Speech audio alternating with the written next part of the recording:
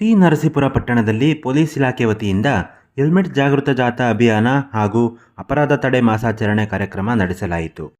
ಕಸಬಾ ಕೃಷಿ ಇಲಾಖೆ ಕಚೇರಿ ಮುಂಭಾಗ ಹೆಲ್ಮೆಟ್ ಜಾಗೃತ ಜಾಥಾ ಕಾರ್ಯಕ್ರಮಕ್ಕೆ ಮೈಸೂರು ಉಪ ಅಧೀಕ್ಷಕರು ಮಲ್ಲಿಕ್ ಚಾಲನೆ ನೀಡಿದರು. Inspector Dhananjay, sub inspector Jagadish, Dhul ಶೆಟ್ಟಿರವರು ಪೊಲೀಸ್ ಇಲಾಖೆ ಸಿಬ್ಬಂದಿ ಮತ್ತು ಸಾರ್ವಜನಿಕರ ಜೊತೆಗೂಡಿ ಹೆಲ್ಮೆಟ್ ಧರಿಸಿ ಪಟ್ಟಣದ ಪ್ರಮುಖ ಬೀದಿಗಳಲ್ಲಿ ಬೈಕ್ ರ್ಯಾಲಿ ಮಾಡುವ ಮೂಲಕ ಹೆಲ್ಮೆಟ್ ಬಗ್ಗೆ ಅರಿವು ಮೂಡಿಸಲಾಯಿತು. ಜಾಥಾ ಕಾರ್ಯಕ್ರಮದಲ್ಲಿ ವಿವಿಧ ಸಂಘ ಸಂಸ್ಥೆ ಮುಖಂಡರುಗಳು ಭಾಗಿಯಾಗಿದ್ದರು.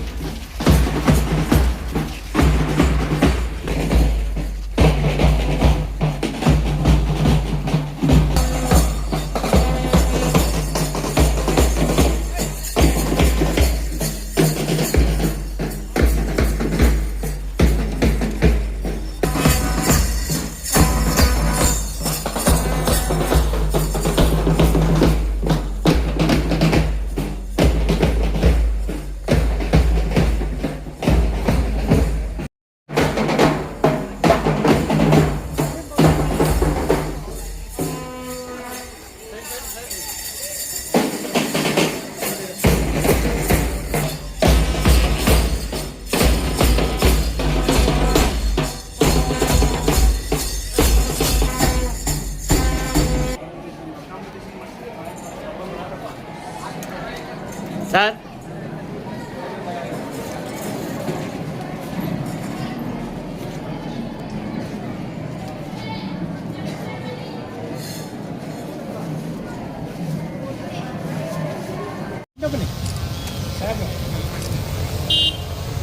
ಸರ್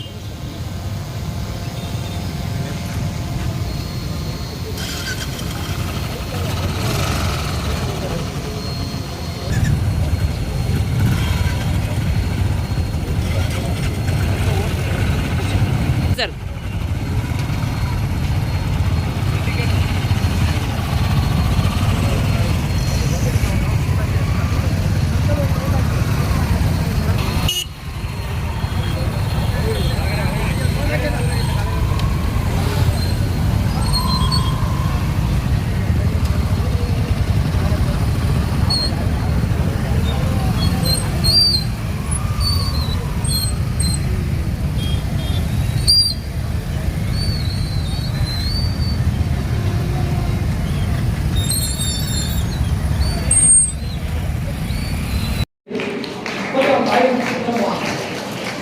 ಮಹಾದೇವಪ್ಪ ಮತ್ತು ಸುಂದರವರ ಸುಪುತ್ರರಾಗಿ ಸೇರಿಸಿ ಇದೇ ನಮ್ಮ ಗ್ರಾಮ ಪಂಚಾಯತ್ ಒಂದು ನಿರ್ದೇಶಕರಿಗೆ ನಾನು ಭಾವಿಸ್ತೇನೆ. ಯಾಕಂದರೆ ಇಲ್ಲಿಯ ವಿದ್ಯಾರ್ಥಿಗಳು ಇದೇ ವಿದ್ಯಾಲಯ ಸಂಸ್ಥೆಯ ವಿದ್ಯಾರ್ಥಿಯಾಗಿ ಮೈಸೂರು ಮಹಾರಾಜ ಕಾಲೇಜಿನಲ್ಲಿ ಪದವಿ ವ್ಯಾಸಂಗವನ್ನು ಪೂರ್ಣಗೊಳಿಸಿ ನಂತರ ಅವರು ವ್ಯಾಪಾರ ವೃತ್ತಿಯನ್ನ ವಹಿಸಿಕೊಳ್ತಾರೆ.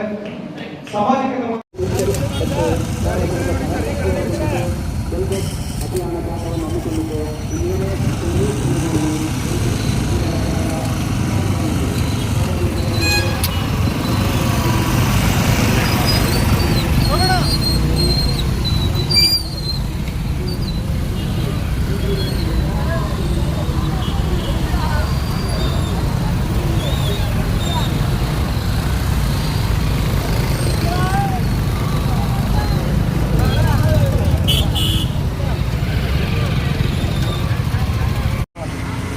ನರಸೀಪುರ ಪಟ್ಟಣದಲ್ಲಿ